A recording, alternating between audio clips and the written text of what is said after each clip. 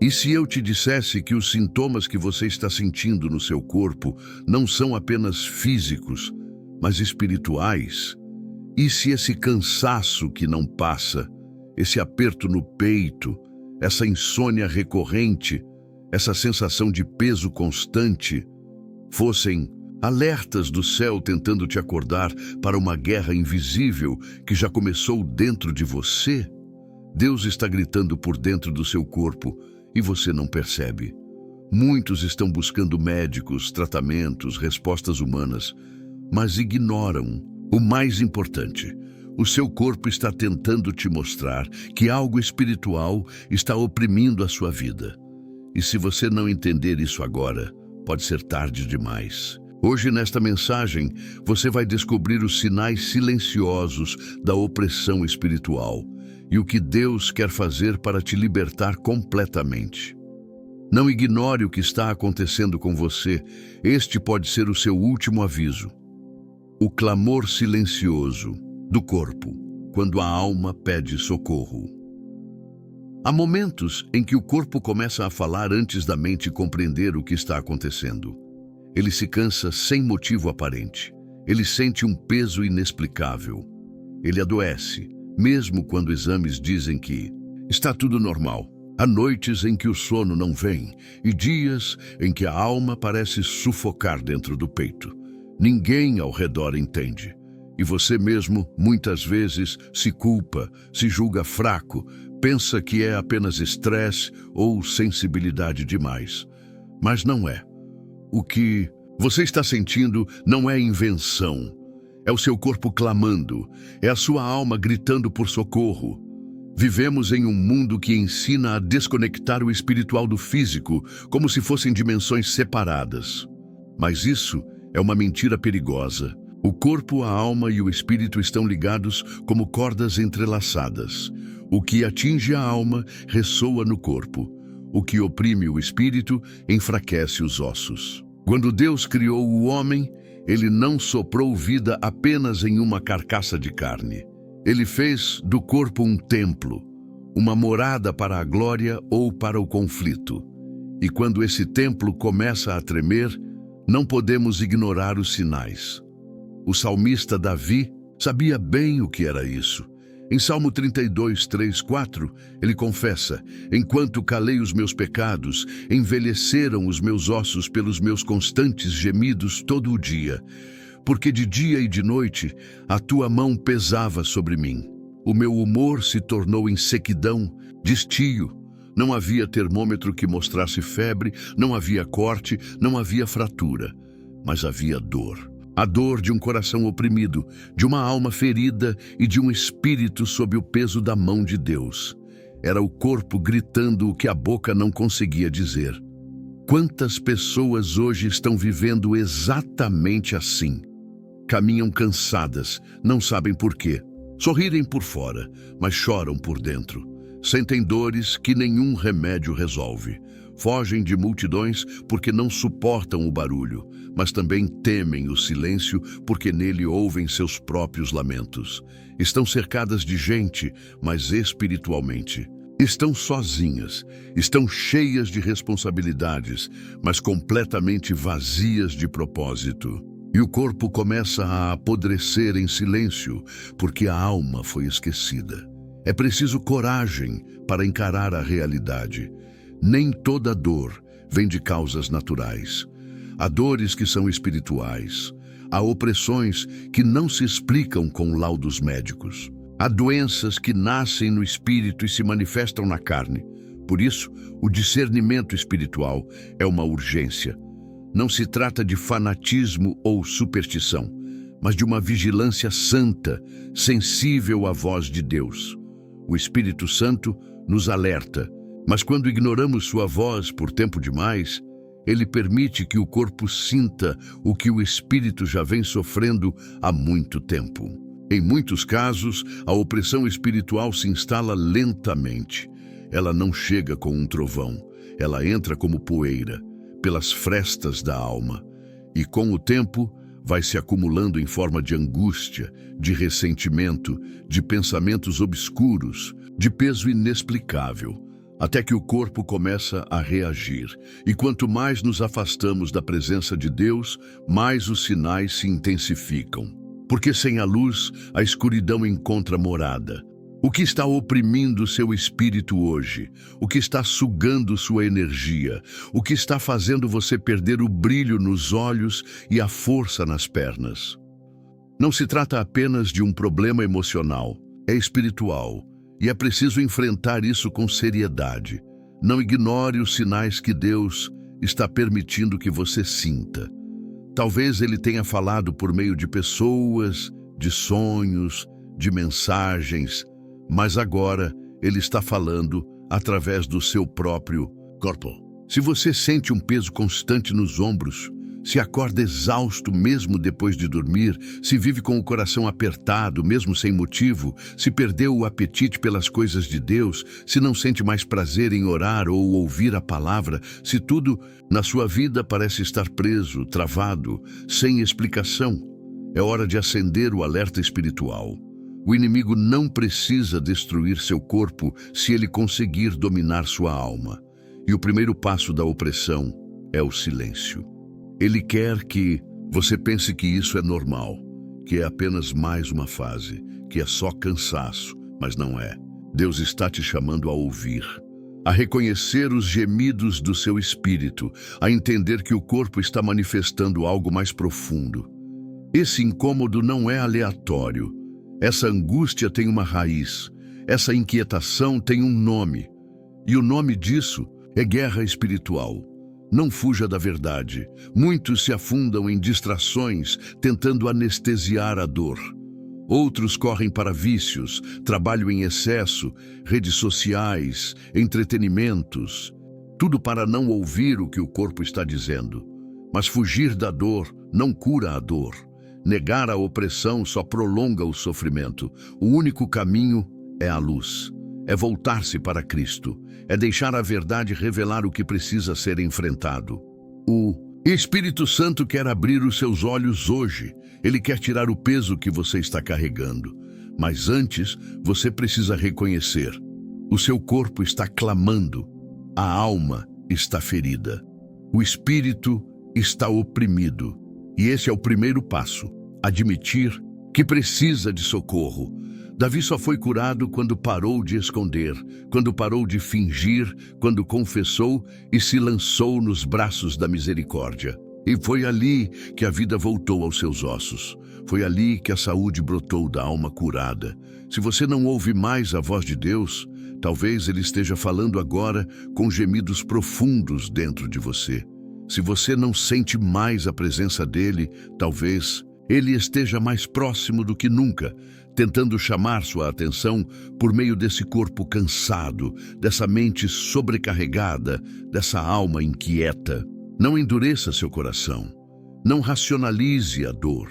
Não trate como normal o que pode ser um sinal do céu.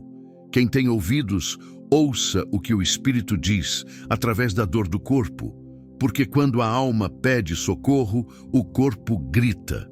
E quando você entende esse grito, é ali que a cura começa. Quando a opressão entra, portas abertas e brechas ignoradas. A opressão espiritual não começa com um estrondo. Ela se infiltra lentamente, como um vento frio pela fresta de uma janela mal fechada. Pouco a pouco, o ambiente muda. A atmosfera pesa, a alma se cala, e o corpo começa a adoecer. Mas antes que o corpo grite, o inimigo já encontrou uma porta aberta.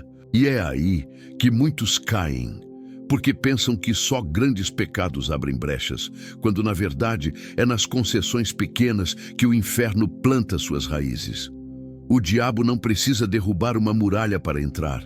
Basta uma rachadura. Basta uma escolha não confessada, uma prática tolerada, uma amizade nociva mantida, uma música que carrega trevas, um objeto que foi consagrado às trevas, uma tela que transmite impureza. O que parece inofensivo no mundo natural pode ser devastador no espiritual. E o coração que se acostuma a conviver com o pecado vai perdendo a sensibilidade, como quem fica tempo demais em um quarto com cheiro forte. Depois de um tempo, não sente mais nada. Foi assim com Saul. Ele começou como um ungido de Deus, escolhido entre os homens. Mas em 1 Samuel 16:14, a Escritura diz com clareza assustadora: "E o Espírito do Senhor se retirou de Saul, e um espírito mau da parte do Senhor o atormentava." Saul não caiu de um dia para o outro. Ele não se tornou oprimido da noite para o dia. Foram decisões pequenas, repetidas, desobediência constante, rebeldia contra a voz profética, orgulho alimentado em segredo, até que Deus se retirou. E quando a luz se afasta, as trevas tomam lugar. O mesmo acontece hoje. O inimigo procura corações distraídos, mentes desprotegidas, casas sem vigilância. Ele se alimenta de permissividade. Quando você começa a justificar o que a palavra condena, quando você passa a tolerar o que antes incomodava o seu espírito, você está abrindo a porta para que a opressão entre. Ela não grita na porta, ela sussurra, ela se acomoda, ela se adapta à rotina. Mas uma vez dentro, ela começa a agir, primeiro nas emoções, depois na saúde e então na fé. Há pessoas que vivem em ambientes carregados espiritualmente e acham que isso é normal. Não percebem que o que está ao redor delas está influenciando o que acontece dentro delas.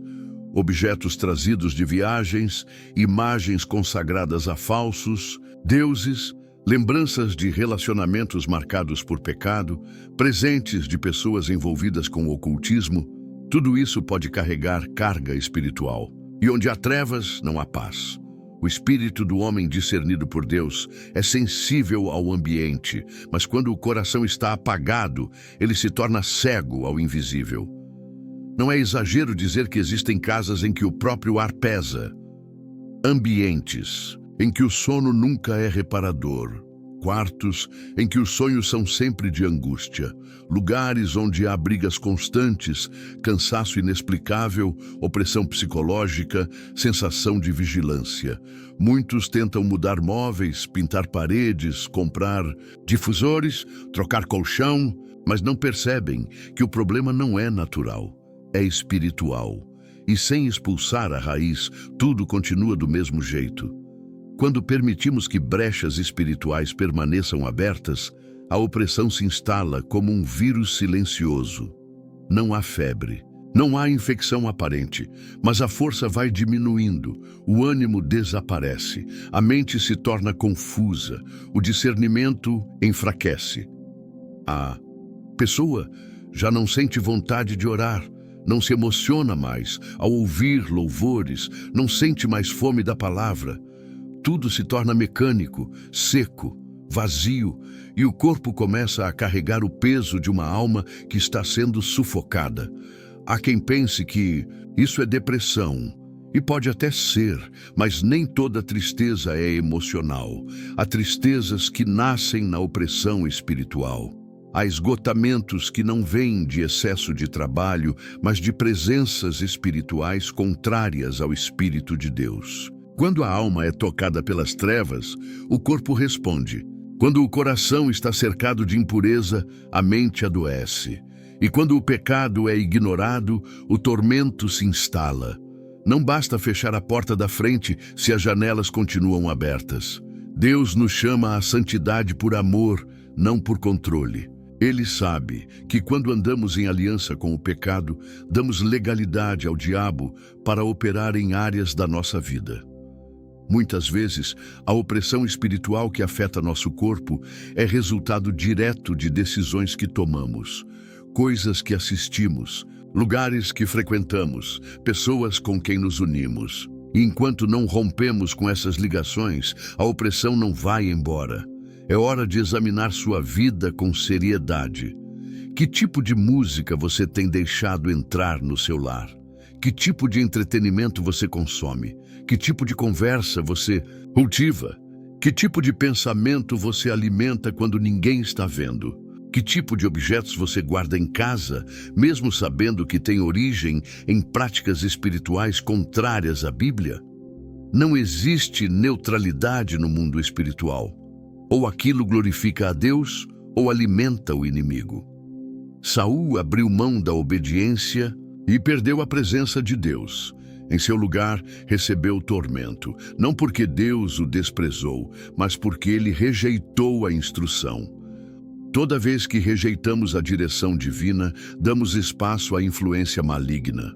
A opressão não pede permissão. Ela entra quando a luz se apaga. E a única forma de resisti-la é mantendo a luz acesa, vivendo em obediência, em santidade, em aliança verdadeira com Cristo. Não espere que seu corpo colapse para tomar uma decisão. Não espere que a sua mente se apague para perceber o perigo. O Espírito Santo está te chamando hoje a fechar todas as brechas, a renunciar a tudo que desagrada ao Senhor, a consagrar sua casa, seus hábitos, suas amizades, seus pensamentos.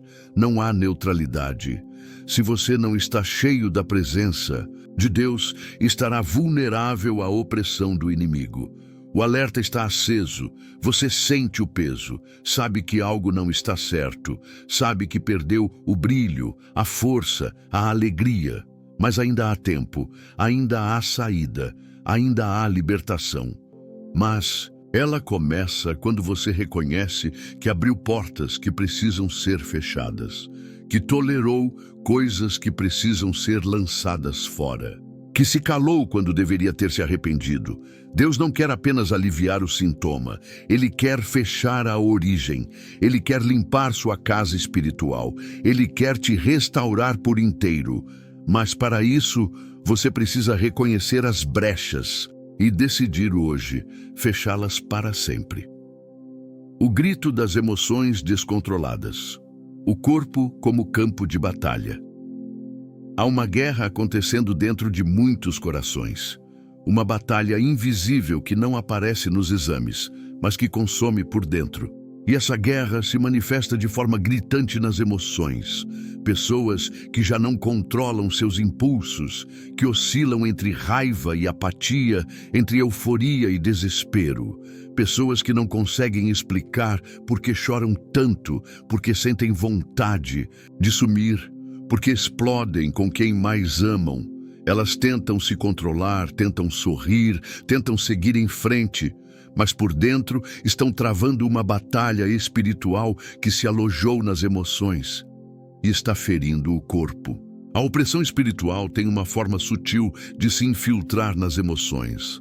Ela age como um veneno silencioso que vai entorpecendo a alegria, distorcendo os sentimentos, rompendo os limites da razão.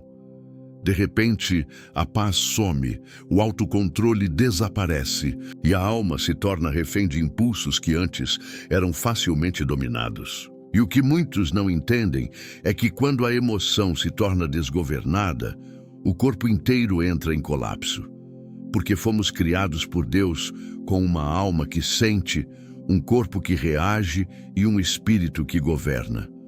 Quando o espírito está oprimido, as emoções se revoltam e o corpo paga o preço. Raiva constante, por exemplo, não nasce do nada. A Bíblia diz em Tiago 1:20 que a ira do homem não produz a justiça de Deus. Quando uma pessoa vive em estado de fúria, irritabilidade, com explosões emocionais, pode haver ali uma porta espiritual aberta, um lugar onde o inimigo está alimentando sentimentos destrutivos. E a raiva, quando não tratada espiritualmente, vira enfermidade, afasta pessoas, gera destruição. É um fogo que consome tudo à sua volta e, no final, consome o próprio coração. A tristeza profunda, que muitos chamam de melancolia, também pode ser um reflexo de opressão. Não é apenas uma tristeza emocional. É uma tristeza que paralisa, que suga a vontade de viver, que torna os dias cinzentos mesmo sob um céu azul. É o que a Bíblia chama de espírito angustiado. Um estado de abatimento que corrói a alma e enfraquece o corpo. Provérbios 17:22 declara: o espírito abatido seca os ossos. Não é poesia, é realidade. Há pessoas fisicamente adoecidas porque suas emoções estão sob jugo espiritual. E enquanto não se quebrar essa opressão, nenhum tratamento será completo. O pânico é outro sintoma espiritual que tem sido normalizado. Pessoas que sofrem com medo repentino, sensação de morte, paralisia, respiração ofegante, taquicardia. Tudo isso pode ter raízes emocionais, sim, mas muitas vezes há uma opressão demoníaca provocando essas manifestações. O medo é uma arma espiritual do inimigo usada para aprisionar o espírito e dominar a mente. E quando o medo encontra espaço, ele cria fortalezas, e essas fortalezas se transformam em prisões. Prisões que impedem a pessoa de viver, de sonhar, de se levantar. E o corpo, diante disso, começa a definhar. O Evangelho de Marcos, capítulo 5, nos apresenta um dos relatos mais fortes da opressão espiritual, se manifestando no corpo e nas emoções de um homem, o gadareno. A Bíblia diz que ele vivia entre os sepulcros, cortando-se com pedras, gritando dia e noite. Um homem que perdeu o controle de si mesmo, que vivia isolado, nu, sem paz, sem família, sem descanso. Ninguém conseguia detê-lo, nem concorrentes, porque o que o aprisionava não era de carne e sangue, era espiritual. A opressão tomou suas emoções, sua mente, seu corpo, e o transformou em um retrato vivo da destruição. Mas Jesus foi até ele, e quando a luz entrou em cena, as trevas tiveram que sair. Quando o gadareno foi liberto, ele foi encontrado assentado, vestido e em perfeito juízo. Isso mostra que a libertação espiritual traz ordem às emoções, traz cura à mente, traz equilíbrio ao corpo. A guerra termina quando Jesus entra. A paz volta quando a presença de Deus ocupa o lugar que antes era tomado por tormento. Quantas pessoas hoje vivem como aquele homem? Talvez não entre sepulcros, mas entre lembranças dolorosas. Não gritam nas ruas, mas gritam por dentro. Não se cortam com pedras, mas se ferem com pensamentos, com palavras, com sentimentos destruidores. Não estão nus, mas estão expostos emocionalmente, sem proteção, sem estabilidade. E o que parece apenas um distúrbio psicológico, muitas vezes é a alma pedindo socorro diante de uma opressão espiritual que precisa ser quebrada. O problema é que muitos tratam apenas os efeitos e ignoram a raiz. Tentam acalmar as emoções com distrações, anestesiam a dor com remédios, vícios ou ocupações, mas não confrontam a verdadeira origem da opressão. A alma humana não foi feita para carregar trevas. Quando ela se afasta da luz, ela entra em desordem. Quando se entrega ao pecado, se torna vulnerável. Quando rejeita a verdade, se torna cativa da mentira. E o corpo paga a conta daquilo que a alma não enfrentou. Deus está chamando você hoje a olhar com seriedade para as suas emoções. Não as veja apenas como sensações momentâneas. Elas são termômetros espirituais. Se você está sempre cansado, estressado, com raiva, angustiado, com pensamentos destrutivos, não aceite isso como parte da sua personalidade. Isso pode ser uma opressão tentando destruir sua identidade em Cristo. E quanto mais você aceitar, mais ela se fortalece. Mas quando você confronta, quando você dobra o joelho, quando você clama, quando você expõe a luz, ela perde força. Porque onde Jesus entra, não há espaço para prisão emocional. É hora de quebrar esse ciclo, de romper com o padrão que vem destruindo sua paz. De não mais permitir que o inimigo tenha domínio sobre o que você sente, pensa ou decide. A palavra de Deus declara que Deus não nos deu espírito de medo, mas de poder, amor e domínio próprio. 2 Timóteo 1:7. Se você perdeu o controle, se está à beira do colapso, se sente que não tem mais forças, você precisa voltar à presença de Deus. Ele não apenas cura o corpo, ele cura a alma, ele restaura o espírito, Ele coloca ordem no caos interior. As emoções, descontroladas, são um campo de batalha espiritual. E ignorar isso é permitir que o inimigo continue avançando. Não aceite viver prisioneiro de sentimentos que te destroem. Não aceite carregar pesos que Jesus já venceu na cruz. Se há algo gritando dentro de você, clame mais alto. Clame a Jesus. Porque o grito da alma só se silencia quando encontra descanso nos braços do Salvador. O desgaste da presença ausente de Deus, quando o corpo entra em colapso. Há uma exaustão que não se explica com exames. Uma fraqueza que não se resolve com descanso. Um colapso interno que nenhuma pausa ou férias consegue curar. O corpo, mesmo jovem, entra em falência. A mente, mesmo inteligente, começa a falhar. A alma, mesmo silenciosa, grita por socorro. E a raiz de tudo isso, muitas vezes, não está em excesso de atividades, mas na ausência da presença de Deus. Porque o que sustenta o ser humano não é apenas alimento físico, mas a presença viva do Espírito Santo, que fortalece, renova e sustenta de dentro para fora. Isaías 40:31 declara com autoridade: mas os que esperam no Senhor renovarão as suas forças, subirão com asas como águias, correrão e não se cansarão, caminharão e não se fatigarão. Esse é o segredo da força que não falha. Não vem do corpo, vem da presença. Não vem do esforço humano, vem da intimidade com Deus. Mas quando essa presença se torna distante, tudo começa a desmoronar. Primeiro, em silêncio. Depois, em colapso. Porque o homem sem a presença de Deus é como uma árvore sem raiz num solo seco. Parece em pé, mas está morrendo por dentro.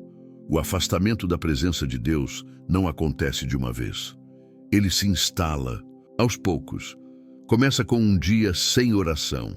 Depois, uma semana sem leitura da palavra. O culto se torna rotina. A adoração perde a alegria. A mente se preenche de outras vozes. E quando percebemos, já estamos caminhando por inércia, sem direção, sem força, sem motivação. E o corpo começa a sentir o peso dessa desconexão. Porque o corpo não foi criado para viver separado da fonte. É nesse estado que encontramos Elias em 1 Reis 19. O grande profeta que desafiou reis, que orou e fez fogo descer do céu, que enfrentou os profetas de Baal com ousadia. Mas agora, ele está debaixo de um zimbro, desejando a morte, exausto, vazio, quebrado por dentro. Elias não havia cometido nenhum pecado escandaloso. Ele apenas havia chegado ao limite sem renovar suas forças em Deus. Estava desnutrido espiritualmente. E o resultado foi colapso físico, emocional e mental. Quantos estão assim hoje? Não caíram moralmente, não se afastaram abertamente da igreja, mas estão secos por dentro. Continuam servindo, trabalhando, cuidando da família, exercendo ministérios, mas não se alimentam mais da presença, não choram mais aos pés do Senhor, não sentem mais a presença em oração. Estão tentando sobreviver com o que restou da última visita de Deus, mas a alma está faminta. E quando a alma tem fome e não é alimentada, o corpo começa a definhar. Não é à toa que Jesus nos ensinou a orar. O pão nosso de cada dia dá-nos hoje. Isso não fala apenas do alimento físico, fala do pão da presença. Fala da necessidade diária de estar com o Pai. A vida espiritual não pode ser vivida com reservas antigas. Assim como o maná no deserto, que apodrecia se fosse guardado, a presença de Deus precisa ser buscada todos os dias. E quando deixamos de buscar, a alma adoece e o corpo sente. A ausência da palavra também contribui para o colapso interior. Quando deixamos de nos alimentar das Escrituras, começamos a acreditar em mentiras. A mente perde o filtro, as emoções se tornam instáveis e as decisões passam a ser guiadas pelo medo, pela opinião dos outros, pela carne. A palavra é espada, é lâmpada, é pão. Sem ela, ficamos vulneráveis, desorientados, frágeis. E o inimigo se aproveita dessa fraqueza para lançar opressão. Outro sintoma claro da ausência de Deus é o cansaço constante, mesmo após o descanso físico. A pessoa dorme, mas acorda ainda mais cansada. Os dias parecem mais pesados. As tarefas simples se tornam esmagadoras. Isso acontece porque o descanso que o corpo precisa não é apenas no travesseiro, mas na presença de Deus. Jesus disse: "Vinde a mim, todos os que estáis cansados e oprimidos, e eu vos aliviarei." Mateus 11, 28. Só Ele tem o descanso que cura de verdade. E quando esse cansaço não é tratado espiritualmente, ele se transforma em desistência. O indivíduo começa a abandonar compromissos, perde o prazer nas coisas que antes amava, afasta-se das pessoas, entra em um estado de apatia. O coração se fecha, a esperança se apaga. O corpo sem alma viva e sem espírito alimentado entra em pane. E essa pane pode se manifestar em doenças psicossomáticas, crises emocionais, doenças autoimunes, dores inexplicáveis. Porque onde não há presença de Deus, a opressão se instala. O perigo maior é que, nesse estágio, muitos culpam tudo ao redor. Acreditam que o problema é o trabalho, a rotina, as pessoas, o clima, mas não percebem que o verdadeiro problema é a ausência da presença. Estão tentando carregar o fardo da vida sozinhos, sem a unção diária, sem a renovação do alto, sem a força que vem do céu. E ninguém foi criado para viver assim. Deus nos formou para dependermos dele, para nos sustentarmos na sua graça, para sermos fortalecidos pelo seu Espírito.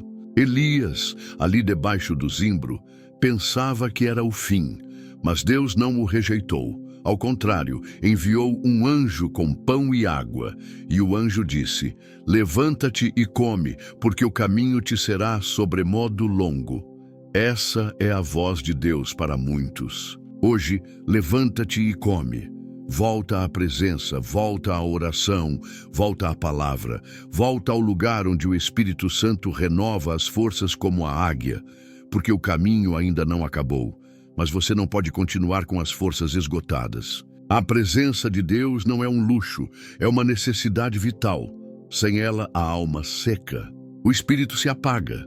O corpo adoece, o coração desanima e a vida perde o brilho. Mas quando a presença volta, tudo muda.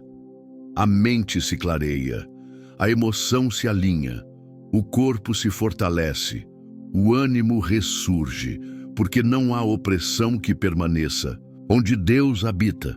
Se você se sente no limite, não ignore. Se o seu corpo está em colapso, olhe para dentro. Talvez o que esteja faltando não seja um novo plano, nem um novo remédio, nem um novo caminho.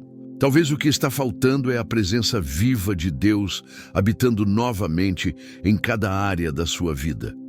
O Espírito Santo está pronto para renovar. Ele não rejeita os cansados. Ele restaura os que reconhecem sua fragilidade. Mas é necessário voltar, reconhecer que a distância enfraqueceu, que a ausência secou, que a alma está faminta, e então se render, porque quando a presença volta, o deserto floresce, e o corpo, antes em colapso, se levanta com força nova, como quem reviveu das cinzas. O despertar, quando Deus começa a mostrar o invisível. Nem sempre o juízo de Deus começa com trovões. Às vezes, ele começa com um incômodo leve, um desconforto silencioso, um mal-estar persistente que ninguém entende, mas que carrega, uma urgência espiritual que não pode mais ser ignorada.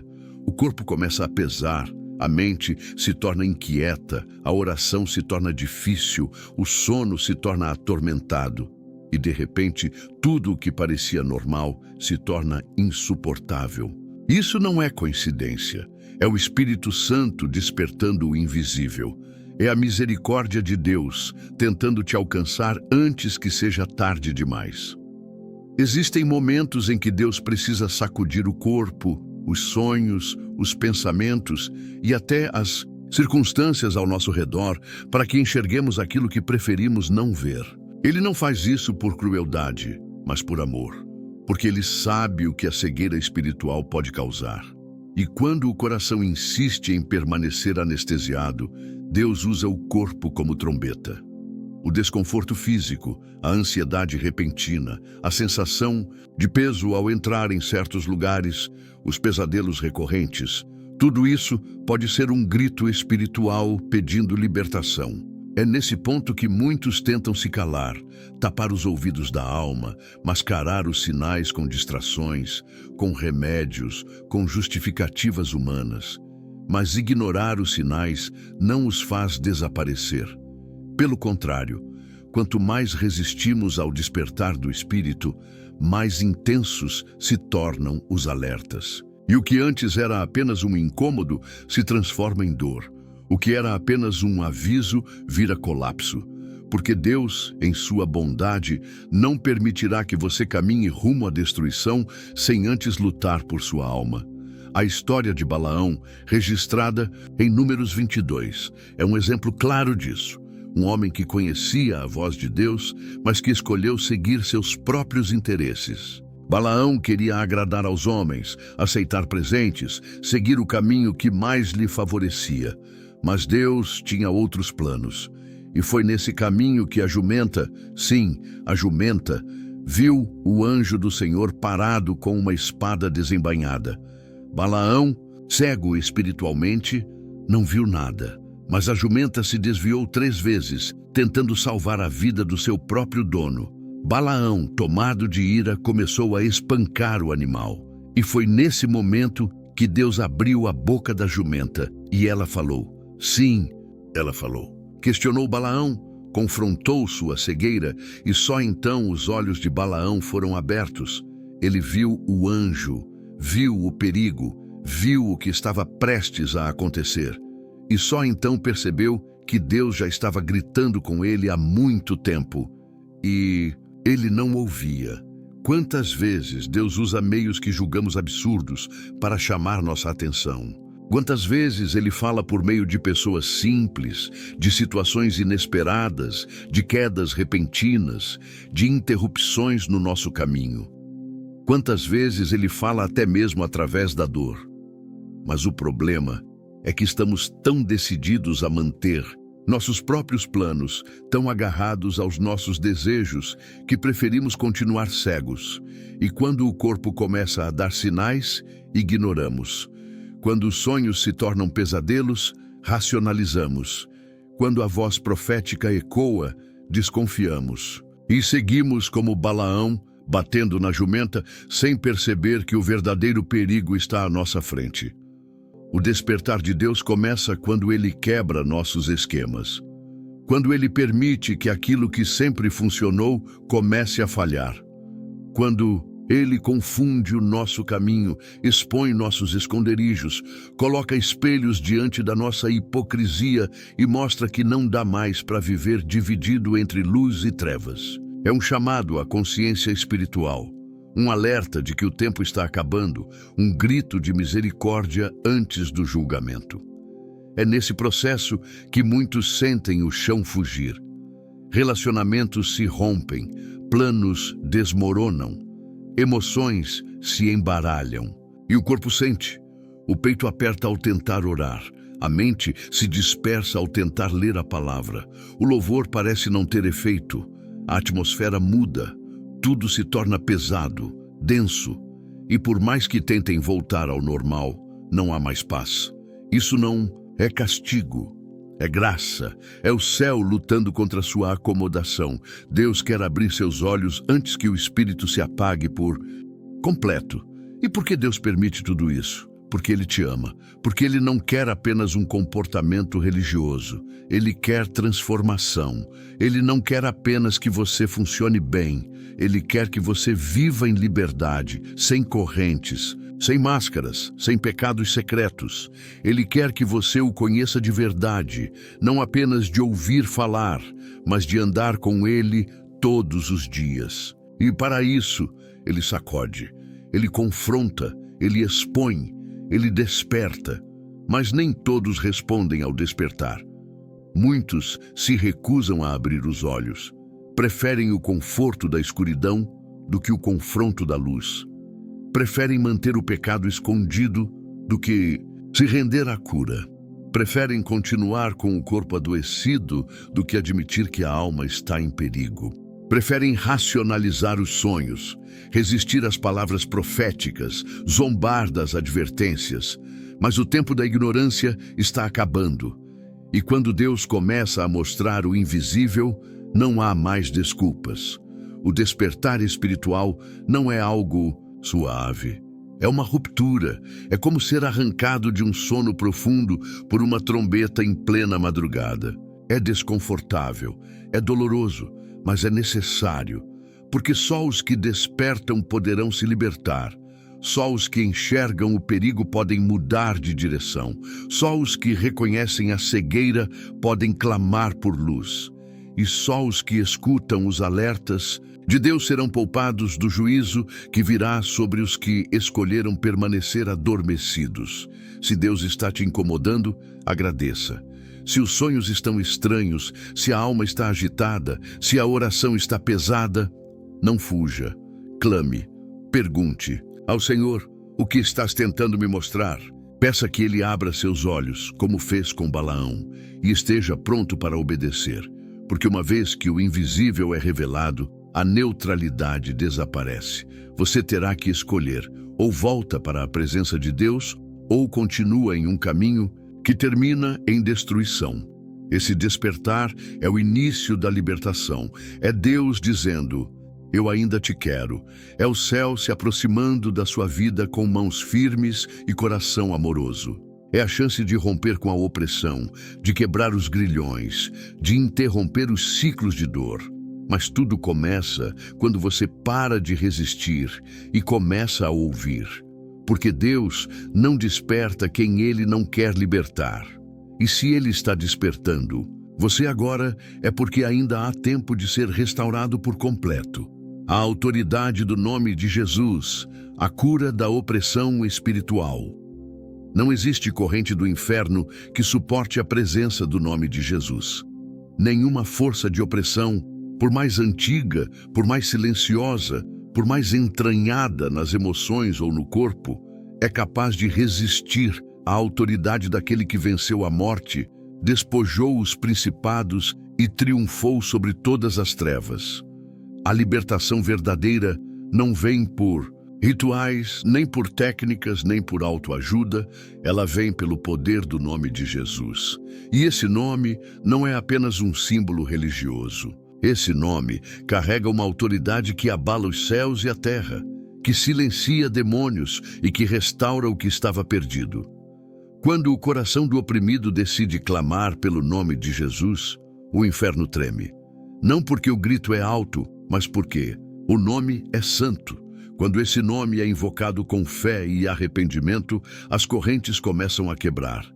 Porque onde Jesus entra, a opressão precisa sair. E não importa se essa opressão dura há semanas, meses ou 18 anos. O tempo da prisão não é páreo para o toque da libertação. Em Lucas 13, encontramos a história de uma mulher que estava encurvada havia 18 anos. Não era apenas um problema físico. A Bíblia diz que ela tinha um espírito de enfermidade. Veja bem, o corpo dela estava torto, mas a raiz do problema era espiritual. Era uma opressão que deformava seu corpo, limitava seus movimentos, restringia sua visão. Ela só conseguia olhar para o chão. E quantas pessoas hoje estão exatamente assim? Não fisicamente encurvadas, mas emocionalmente, espiritualmente. Não conseguem mais olhar para cima.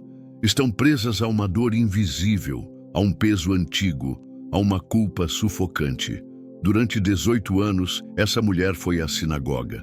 Ela frequentava o lugar da palavra, ouvia as Escrituras, mas sua condição não mudava. Isso nos ensina algo poderoso. Estar perto das coisas de Deus não é o mesmo que estar liberto.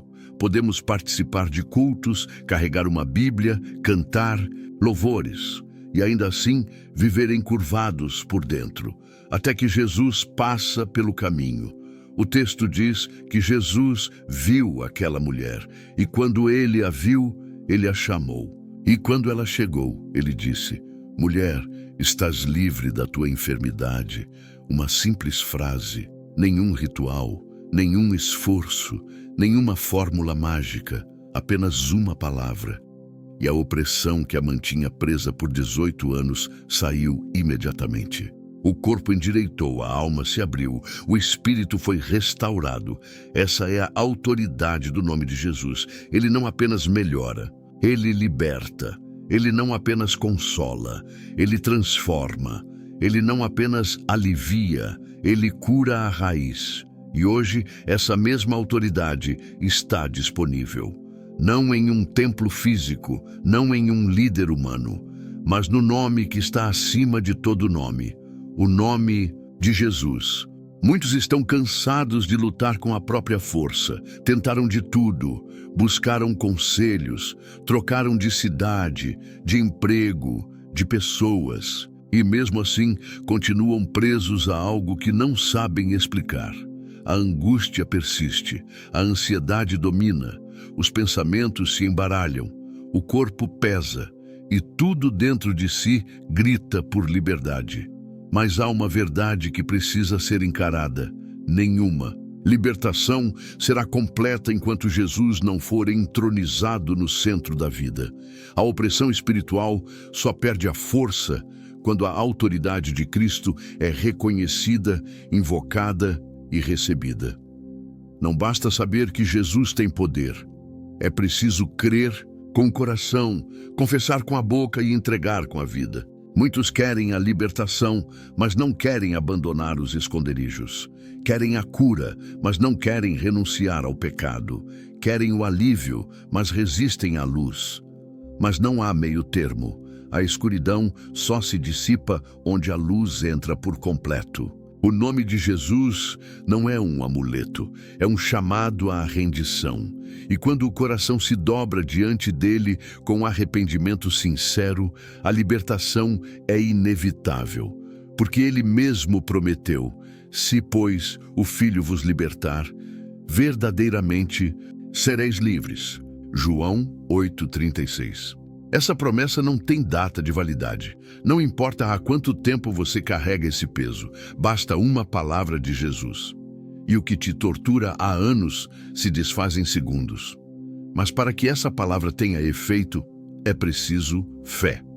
Não uma fé teórica, mas uma fé que clama, que se prostra, que reconhece: eu não consigo sozinho, eu preciso do Senhor. É nesse lugar de quebrantamento que o nome de Jesus manifesta sua força.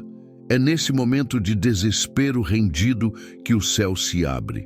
Porque Deus resiste aos soberbos, mas dá graça aos humildes. E é nesse solo de humildade que a cura brota. Você não precisa continuar encurvado. Não precisa viver prisioneiro de algo que já foi vencido na cruz. O que te prende já foi derrotado. O que te oprime já foi desarmado. O que te sufoca já foi confrontado pelo sangue do Cordeiro. Mas você precisa se levantar e caminhar até Jesus. Assim como aquela mulher foi chamada e se aproximou, você também precisa dar esse passo, porque a libertação está disponível, mas ela exige uma resposta. Não importa o que foi feito contra você. Não importa o que você mesmo fez. Não importa quantos anos se passaram. Se hoje você clamar pelo nome de Jesus, se hoje você confessar que Ele é Senhor, se hoje você entregar a Ele seu coração, sua alma, seus traumas, seus pecados, a opressão cairá por terra. E o que o inimigo construiu em anos será desfeito pela palavra de um Deus que te ama e quer te ver livre. O nome de Jesus não perdeu o poder. Ele ainda cura, ainda liberta, ainda salva, ainda restaura. Mas ele não força a entrada. Ele bate a porta e espera que alguém abra. A sua libertação começa com uma decisão de deixar o nome dele governar sua vida. E quando isso acontece, o peso sai, a luz entra, o corpo se ergue e a alma se enche de paz. Porque onde o nome de Jesus é exaltado, o inferno bate em retirada. E o corpo, alma e espírito encontram descanso verdadeiro, não porque a luta acabou, mas porque o libertador agora habita dentro de você. O corpo que antes gemia sob o peso da opressão, agora respira em liberdade. A alma que vivia aprisionada, nas sombras agora é cheia de luz. O espírito que se calava em agonia, agora canta com vida nova. Isso não é exagero, é promessa cumprida. Porque quando Jesus liberta, ele não apenas tira o cativeiro, ele restaura o templo. Ele não apenas limpa, ele consagra. E o que antes era morada da dor, se torna a habitação da glória de Deus. O apóstolo Paulo nos lembra, com clareza e poder, em 1 Coríntios 6, 19 e 20. Ou não sabeis que o vosso corpo é o templo do Espírito Santo, que habita em vós, proveniente de Deus, e que não sois de vós mesmos, porque fostes comprados por bom preço. Glorificai, pois, a Deus no vosso corpo. Essa verdade precisa ser gravada profundamente no coração. Nosso corpo não é uma estrutura qualquer, não é um invólucro descartável. É santuário, é lugar santo, é espaço sagrado para a habitação do Espírito de Deus. E quando o Espírito Santo habita de verdade, o corpo muda. A leveza substitui o peso. O brilho nos olhos volta. A respiração se alinha com a paz. As emoções encontram equilíbrio. O discernimento se torna nítido. O corpo, a mente e a alma passam a viver em harmonia, não porque tudo ao redor mudou, mas porque dentro, agora, habita a presença do Santo. E quando ele está no centro, tudo volta para o seu devido lugar. O templo restaurado é símbolo de governo. Não há mais espaço para trevas escondidas, nem para concessões perigosas. Agora, a vigilância, a zelo, a reverência. O cristão que foi verdadeiramente liberto não volta para os mesmos hábitos. Ele não trata seu corpo como se fosse seu, mas como se pertencesse a Deus, porque pertence. Aquele que foi alcançado pela luz não aceita mais viver com áreas escondidas na escuridão. Ele zela pelo que recebeu. E é aqui que muitos falham. Querem ser libertos, mas não querem ser restaurados. Querem alívio, mas não consagração. Querem a presença de Deus para resolver problemas, mas não para reinar sobre a vida. E é por isso que muitos voltam à opressão. Porque não bastou expulsar as trevas, era preciso consagrar o templo. O vazio que não é preenchido pela santidade se torna vulnerável novamente. Jesus mesmo ensinou essa verdade em Mateus 12, 43, 45, ao falar sobre o espírito imundo que sai do homem. Quando encontra a casa varrida e adornada, mas vazia, ele volta trazendo outros 7 piores do que ele. E o estado final daquele homem se torna pior que o primeiro. Isso nos alerta com seriedade. Libertação sem consagração é um convite ao colapso futuro. Por isso, o cristão restaurado precisa andar em santidade, não como um peso, mas como proteção. A santidade não é religiosidade, é amor à presença de Deus. É zelo pelo templo que agora abriga o Espírito Santo. É saber que cada decisão, cada pensamento, cada atitude influencia o ambiente espiritual que o corpo carrega. O templo não é frequentado apenas aos domingos, ele é habitado todos os dias. Essa restauração se fortalece através de disciplinas espirituais que não podem ser negligenciadas.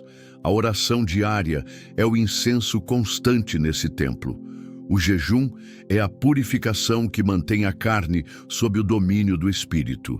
A leitura Da palavra é a lâmpada acesa, que impede que a escuridão volte a se aproximar.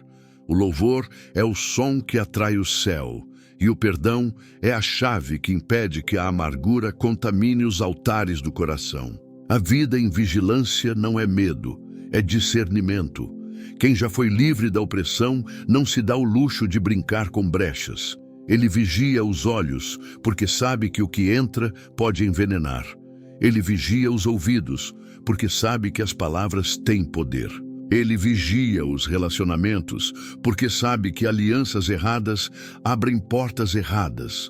Ele vigia os pensamentos, porque sabe que tudo começa na mente, e ele faz tudo isso não por obrigação, mas por amor à presença que habita dentro dele. O templo restaurado carrega marcas da graça. Ele não é perfeito, mas é consagrado.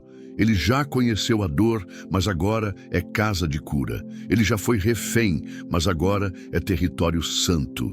E por onde esse templo caminha, algo muda no ambiente. Porque quem carrega a glória dentro de si transforma o que está ao redor. E a opressão, ao tentar se aproximar, recua, porque ela reconhece. Ali a luz, ali a presença, ali a autoridade. Viver em plenitude não é ausência de lutas, mas é presença de direção. O cristão restaurado não vive guiado por emoções, mas pelo Espírito.